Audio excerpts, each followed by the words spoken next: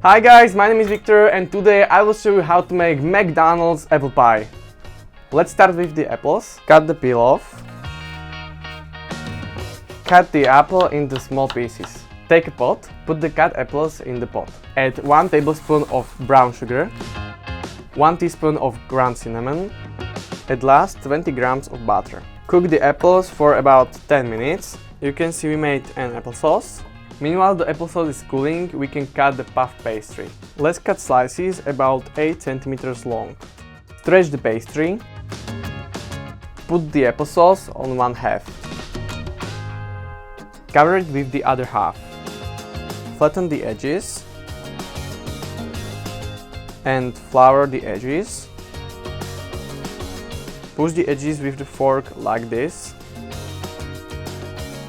And cut the edges off. When the apple pies are prepared, place them in a baking tray. Let them freeze for 2 hours. When the apple pies are done freezing, take a pan. Pour sunflower oil into the pan.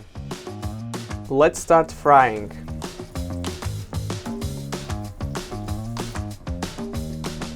Apple pie is done and we can look inside. Let's taste it.